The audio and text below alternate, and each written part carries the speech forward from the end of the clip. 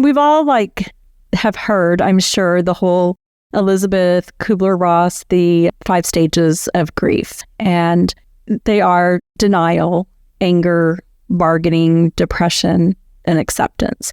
And I would say that I have gone through all those phases, but what I think is interesting, and I don't think this is just me, but it's sort of like Groundhog Day. I keep going through those phases, right? So it's not like I go denial, check that off the list. Now let's go on to anger. It kind of recycles through, and it's like less intense each time. So I do feel like I am, processing it all and coming out on the other side. Welcome to Aging in Style, the podcast dedicated to celebrating aging and what it takes to do it well. I'm Lori Williams. I'm a certified senior advisor and senior housing expert. In each episode, you'll learn stories of older adults who are thriving in their 70s, 80s, 90s, and in some cases in their hundreds. Whether you're an older adult or the child of an older adult, this podcast is filled with insightful resources, organizations that are doing incredible work, and stories that will inspire you to volunteer, learn, and who knows, maybe even skydive in your golden years. Hi, welcome to today's episode of Aging in Style. Today, we are talking about a topic that I've wanted to talk about for a while, but I did not feel quite ready to kind of take this on. It's very personal and very raw, and I had mentioned it to my producer, Anna, a few months ago that I had noticed in this journey that I've been on with my husband. And if you have listened to the podcast, then you know about the journey that we're on right now personally. And if not, my husband had a stroke on Christmas Day.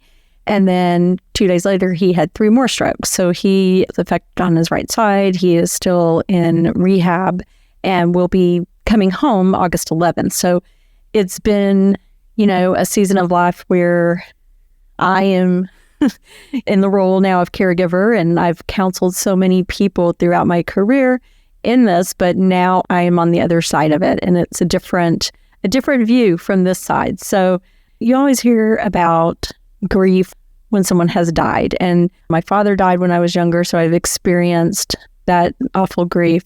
But when someone is still alive, but has had a significant illness or accident, say they have been diagnosed with Alzheimer's or had a stroke, like my husband, you also grieve. And I'd say it's the same process of grieving. You're also grieving who they were and the life that you had, and because everything has changed. And so that's what we're going to talk about today. I have found, because I'm on several stroke support groups, caregiver support groups, and I find people are talking about this, about grief, but I don't really see it being talked about in other ways. So we've all have heard, I'm sure, the whole Elizabeth Kubler-Ross, the 5 stages of grief. And they are denial, anger, bargaining, depression, and acceptance. And I would say that I have gone through all those phases, but what I think is interesting, and I don't think this is just me, but it's sort of like Groundhog Day. I keep going through those phases, right? So it's not like I go denial, check that off the list. Now let's go on to anger. It kind of recycles through, and it's like less intense each time. So I do feel like I am, processing it all and coming out on the other side. And so I've made notes along my way because I do like to share with other people, and I feel it's helpful for me to journal some things that, through this process and, that have helped me, because I see it on this side now, and it is so much harder than I ever would have expected, being on, I knew it'd be hard, but it's just, things that you notice when someone that, you love is now in a different way of functioning. Like there's things that you miss and you grieve, things like I grieve the way my husband walks, because he's now not able to walk, or he walks with a cane. He can walk some, but he's mostly in a wheelchair. But my husband, he's a big guy, and he walks with this purpose, and he just is kind of like the rock that we always got things done. If we needed something done around the house, I mean, he was like, carrying furniture down the stairs, carrying a ladder. I mean, just like the kind of fix-it guy. And like he walked like with such purpose and strength. And so I think of that and like I grieve that he will likely not walk that way again. So, I mean, they're like small things that kind of creep up on you and you just kind of go through that whole like anger and sadness and everything. The way that he talks, because it's affected his speech. So when I call him and it goes to voicemail and I hear his voicemail, the first couple of times that was really hard. And then now, I mean, I like it when it goes to voicemail. I hear his voice and, of course, he's working hard to get back to where he was. But with the stroke, I mean, it is it's a life-changing event. The other thing is kind of unexpected, and I did write this down. I miss the little things that he did that annoyed me. And they're so minor. And I'm just like, gosh, why was I so petty about it? And we're always like that, right? We look back on things and we're like, we did this thing when we watch TV. He always like knows what movie or show an actor was in. And, we'd be watching something on Netflix and he would pause and say, that is so-and-so, and he was in such and such show and blah, blah, blah. And I'm just like, oh my gosh, I don't care. And now I feel awful. And I actually apologize to him for that because now I'm like, I am so sorry. I told you I didn't care. I mean, I literally said that. One day, it was just like, I don't care. Just someone watch the movie.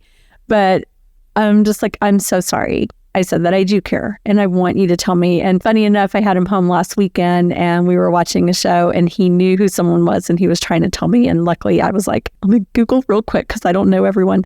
And I'm like, it's so-and-so actor and they were in this. And he said, yes. So anyhow, we're finding a way to adapt. But the stages of grief are, to me, exactly the same as when someone you love has died. The same thing when someone you love has undergone some life-changing, life-altering event to who they were. And now, and it's not to say that, I mean, I feel like we get stuck on the negative of it, but we have to also embrace this is what we've been handed in life. Of course, I am always going to go on the positive side. So if you're not positive, just kind of bear with me for a minute. I mean, we certainly did not want this to happen. I never in a million years dreamed that me at 58 years old at the time would have a severely disabled husband and that this would happen to him and our lives would be completely turned upside down. But that is what, life has handed us. That is in me. Personally, I am, a person of faith and I do believe God gives us these trials for a reason and that there is something that we will get out of this and something, this is our path and there's a reason for it. So as a family, I do feel like in some ways we've become closer. There's been, not to say that it hasn't caused a lot of disruption within our immediate family because, everyone processes it differently. And I have two kids. One processes it one way, the other's processing another way. And that's absolutely fine. They're different ages. I think it's harder on my youngest. So it's different for everyone. But, to kind of get back to the stages of grief, denial, 100%, when it happened, I mean, I knew exactly what was going on, but I remember, we got him, he was care flighted. I knew he was having a stroke. I got him to the hospital. He's care flighted to the right place, et cetera. And, I'm just like, okay, he's going to be fine. Then, of course, in ICU, 2 days later, he has 3 more strokes. But still, throughout all that, I kind of look back now and I'm like, gosh, I was just sort of like not processing it because I just honestly kept thinking, of course, I do go on the positive side. I kept thinking he's going to be fine. I mean, maybe he'll have a cane, but all this stuff is going to happen. And I'm researching strokes and all the great stuff the brain can do and reading everything that, it does take a long time to overcome a stroke. But I'm also like thinking in the back of my mind, like in 3 months, he's going to be fine. Well, no, that's not. So there was denial. And then I think probably took me a couple of months to really get to the anger side of it. Then I became angry, like, why would this happen? And why would this happen on Christmas Day in my house with my kids? And, we love Christmas. And, why would this happen? And, I've gone back and forth with some anger, but for me personally, I moved through anger pretty quickly. And I do feel like it's because, and I'm going to get into like 3 tips that I want to share with people. But, one is that I let it out. I mean, I have people to talk to. I screamed in my car many times driving back and forth the long drive from the rehab and the hospital and everything. And I feel like it's okay to be angry. And I know there's some people who don't feel like they can express anger, but I think you can be angry. And I remember having this conversation with my daughter that we can be angry, and we can be angry at God about it too. I mean, we can, but then we have to move past that stage. That's where we get in trouble, is if we stay in the anger phase of it and be angry and bitter. And there's things throughout this process that I honestly felt kind of angry. This sounds so like silly, but I had an SUV that I loved, and it wasn't even brand new. It was like 7 years old, but still I loved it. And I could not physically, because I'm short, I could not get his wheelchair into the back of this SUV. I realized I need to just get a minivan, because they're easy to get the wheelchairs in. They have the seats that go down, it's cut down lower, and it's going to be easier for him to get into it. And so I went to the place, and I was just like, I'm talking to the salesperson, and everyone's like, "Are you excited?" I'm like, no, I'm not excited. I mean, it sounds awful because it's a brand new car and everything, but it's a minivan, But I got through it. I bought the car, and, through the whole, like, you're in the finance office or whatever, the girl asked me like 3 times. She's like, "Well, so are you super excited?" And I'm just like, what part are you not processing of this? That is not like I'm excited about buying a minivan. I have to buy a minivan for a specific reason. And then she's, I guess, not getting it, or maybe it's just how they're used to not really listening to people. But she's like, "So are you going to have a fun vacation this summer?" And I'm just like, no. But I mean, I left there in the minivan, and I was, I'm not going to lie, I was a little bitter about it, about leaving my SUV. And now I'm a minivan driver, but I've had it, I guess, 2.5 weeks now. I've gotten over it because I picked up Mark. It was easy to get him in the car. It was easy to get the wheelchair in. It's a huge car. We've named her Large Marge. And I have some issues backing out of the garage without, taking out the garage. But so far, so good. But it does take me a minute to get out of my garage. But it's all good. And you know what? I am thankful now that I was able to go buy this car that we need. It is a new car. It has new car smell. So, it has things my older SUV didn't have. It's got Apple CarPlay, which is really pretty darn cool. So I'm over that. I'm over the anger and bitterness there. But what I'm trying to say is it's okay if you feel angry or bitter about things that maybe seem kind of petty and silly to others. But you know what? It's how you feel, and you need to just be in that moment and feel those feelings because they're your feelings. And it's a traumatic event on an entire family. And it is grief. Even though the person is still physically here, it is grief that you're feeling. The third stage of grief is bargaining. I don't think I really went through bargaining, to be honest with you. Which bargaining is like, I'll do this if you make them better. I'll do this and do that. I don't really feel that I went through much of a bargaining stage. I just kind of stepped into action because initially he was supposed to come home in June, and I knew that I needed to make a bathroom handicapped accessible. So I was just all action there, and thankfully had some great friends who helped with that. But I don't feel like I spent a lot of time in bargaining. Depression, to be honest, I had a moment of depression. I had a total freak out, just kind of triggered by one of my little dogs. We have 2 little old dogs, little geriatric dogs. And then we have our golden retriever, which is a puppy. We're busy over here. But, one morning, one of the little dogs had an accident in its kennel overnight. I mean, it was bad. And I'm just like freaked out. And my daughter happened to be here, and she got to hear, all of it because she didn't want to help with the cleaning the kennel out. And it was just like, I just like flipped my lid and just had like the release of anger and depression. I would say depression. I mean, I felt really, really sad, and sad for myself, and sad for my kids. And that is like another one of those emotions or stages that kind of cycles through for me. is that I feel sad for my kids because I lost my dad at 25 and my kids are 19, well, at the time, 19 and 26 when Mark had a stroke on Christmas Day. So I'm going to say for me, not really depressed, but sad, just like extreme sadness over that this would happen and they're so young, and just praying that he gets well, that he's here with us so that he can walk my daughter down the aisle when she gets married. And, my dad died right before my wedding, so I didn't have that experience. And I would say that was like extreme sadness or bordering on depression. And then fifth stage is acceptance. And I would say we are on Sunday, it will be 6 months since his stroke. And I would say that I am close to acceptance. I mean, I'd say I am accepting, but sometimes I'll go back into like a little anger or into some sadness. But for the most part, I feel like I'm into the acceptance. And our life has changed. I understand that. I feel like I've processed it. And then we're just going to move forward with doing what we need to do to make his life easier and to continue with therapy and for him to get better. And so I do see, that's why I wanted to kind of show how the stages of grief kind of go along, not just when someone has passed on, but also they relate to someone who has had a life-altering event. So my best tips, I have 3 tips I just want to share with anyone who has a loved one who maybe has been diagnosed with dementia or Parkinson's or has had a stroke or been in an accident or a traumatic brain injury, whatever it may be, something that has altered their ability to physically get around, their physical ability or cognitive ability.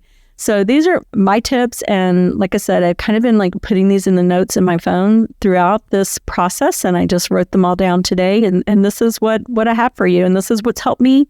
I hope it'll help you too. Number 1 is get it out. All that you're feeling, get it out. If you've got a trusted friend or a family member, someone that you can just let it all out, whether that means you drink 3 glasses of wine and just bawl your eyes out while you're on the phone with your best friend. That may or may not have happened with me. It did. Just like someone that you trust, that you can say all those things that sound really awful when they come out, but you just have to get them out, because we all have these thoughts and we can't say, oh no, we shouldn't be thinking that.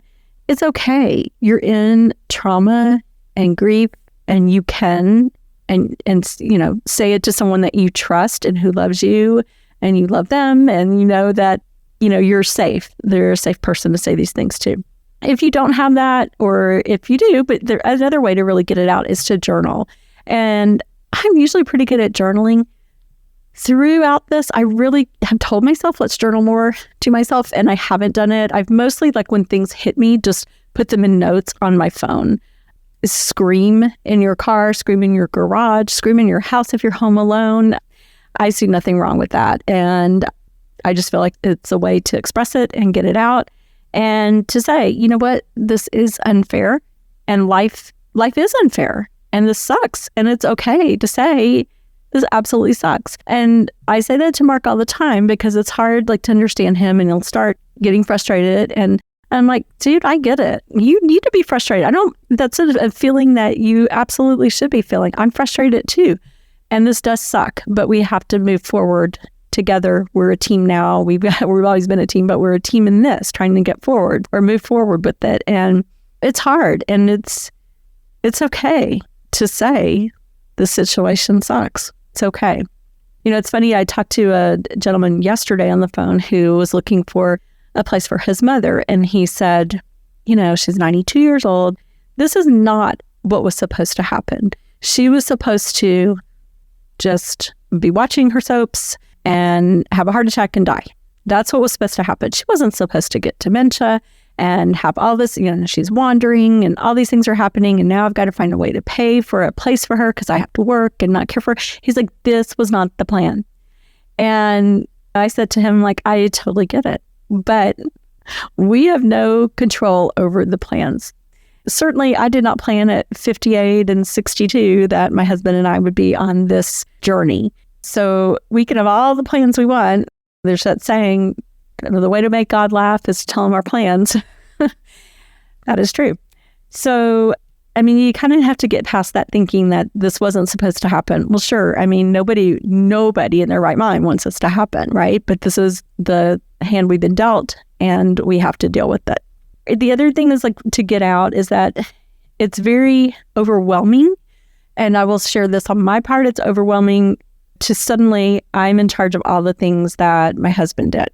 And so, of course, everything that can go wrong has gone wrong. I've had a flat tire, I had the fence break, the pool issue. I mean, I had all this stuff. And I'm just like, there's points where I'm just like, are you kidding me?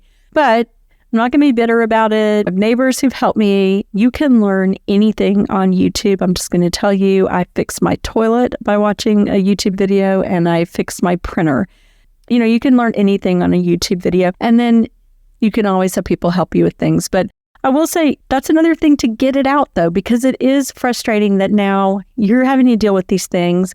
Like, for example, and I've shared this before, like I didn't have my husband's passwords for certain things. So I had to take his cell phone and would, change the password, have to have it emailed to his phone. Thank God I had his phone so I could change passwords on everything. And I was able to get pretty much everything done. But of course now, new things have come up, like a toll tag on my car, because I sold the car. I needed to get another toll tag. I had to call them and get everything put in my name and figure that out. But, it's just things that take some time, but it's frustrating, and you're busy with other things in life. And now you've taken on their role, all the things that they did.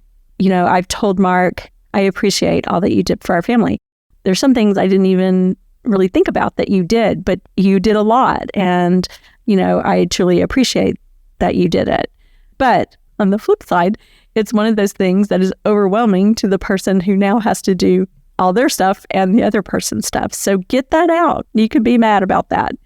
Number 2, which comes right after get it out, is don't get stuck. So don't get stuck in one of these phases. Like, don't get stuck in anger.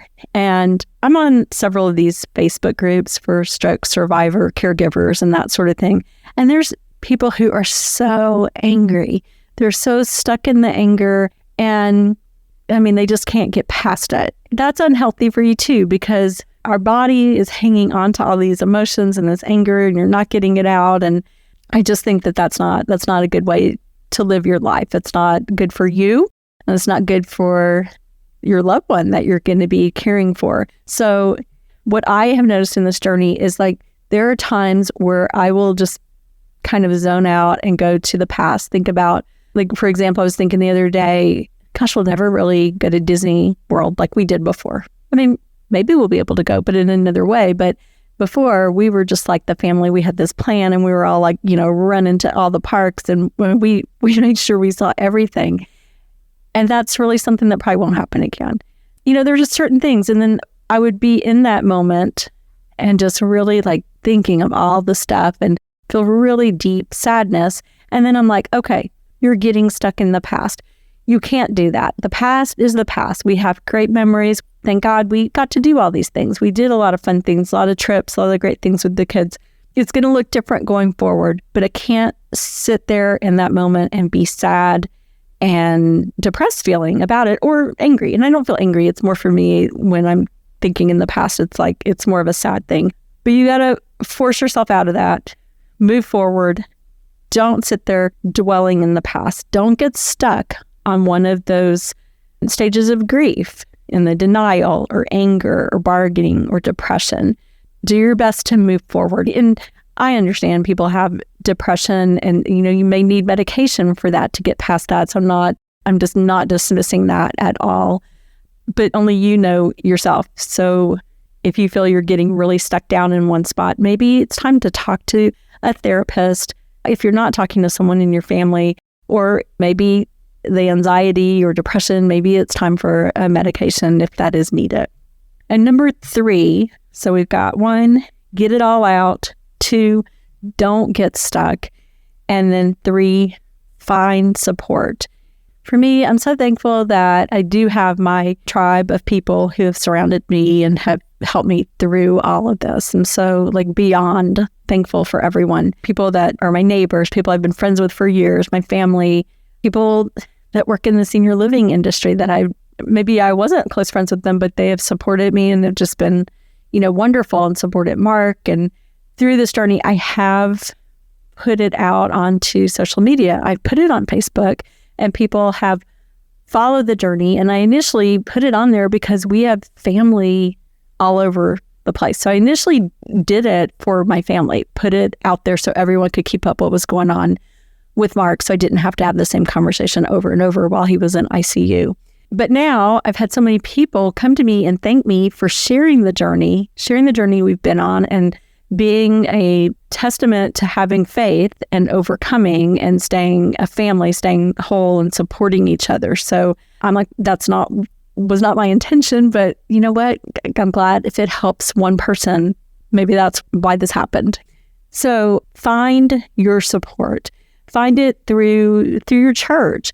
Find it, for me, is through faith also. I have a strong faith.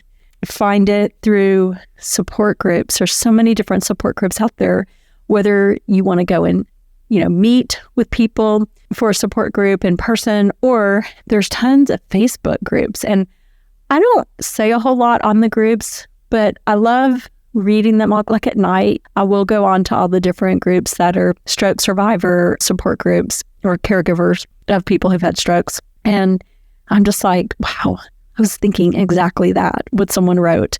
And sometimes, the stories are real sad. And sometimes, or most of the time, it's just like, are you in my head? I was thinking the same thing. So it's good to know that you're not alone. So for example, if your loved one has Alzheimer's or dementia, Alzheimer's Association's a wonderful, wonderful group to be a part of. There's tons of support groups online on Facebook. There's Alzheimer's support groups. Or if your loved one has Parkinson's or traumatic brain injury or stroke, whatever it may be, I guarantee you there's a support group on Facebook or somewhere out there. But for me, being on the Facebook group and just kind of seeing these people, we're living the same, parallel lives. We all understand what we're going through. So it's finding support in some way, because you can't do this alone. And not everyone has kids. There's people on the group that I'm sad that they have no one. Maybe they're even older. They're most of them are older, like in their 70s and 80s, and they're trying to support, their family member who's already been discharged from the hospital and needs a lot of care. And I'm thankful in our journey that through good insurance, Mark is still receiving rehab. And so we're, 6 months into this and he's still getting help. So for me, I'm very thankful for that. But also, when I say find support, there's a lot of people who are like, they feel they have to do this on their own. And sometimes financially, it does come down to that, unfortunately. But if you're home and you're trying to care for someone who has a disability and you're the primary caregiver, try to find some kind of support. Get a caregiver there. You've got to take a break for yourself. We've talked about this so many times on other podcasts about being a caregiver. I experience it now. I see, and I've only had Mark home a few times, and I see how much time it takes and, what happens to the caregiver. So you have to, number one, you have to take care of yourself, and you have to find something to do that you enjoy doing. Don't give up yourself. And whether that's getting a massage or going for a walk or knitting or whatever it may be, you have to find a way to continue on with those things that are important to you, that give you that break. I get it now. Over the years, I've talked to so many women and men who, they're like, I promised my wife or my husband that I would keep them home and take care of them. And on the outside looking in, you're like, yeah, and you did. But now you're at the point, they're not safe. You're not safe. And you have to make that decision to move them into a place that is going to be able to meet their needs. And so I see how hard it is now on the other side. It's easy to see from the outside, but on the other side, you want to take care of them. You want to keep them home, and you feel guilt. You feel all kinds of emotions just to even think about if I had to move my loved one to assisted living. But if that is the case, if they're unsafe, you're unsafe, and then you have to make that decision, and you can't worry what other people are going to think about you and how they're going to judge you. And I see people talk about that a lot on these Facebook groups, that they're worried what their neighbors would think, what their kids would think. Who cares? You've got to do what is best for you and your spouse or your mother or whoever your loved one is that you're taking care of. You have to do what is best safety-wise for that person and for yourself. Anyhow, those are my top 3. Get it all out. Don't get stuck in a phase. And 3, find support, because you can't go it alone. That's what I have for you. That is grieving someone who is still alive. And I hope it helps you, or if you know someone it would help, please forward the podcast on. Thank you for listening to me share this story. I know it's a very personal story, and it's kind of hard to get it out and to share it with y'all. But hey, that's number 1, get it out, right? So y'all take care, and please go and like and follow the podcast if you haven't already, and be sure to share it with your friends and family or anyone you know who might be in need. All right, take care. We'll see you next week.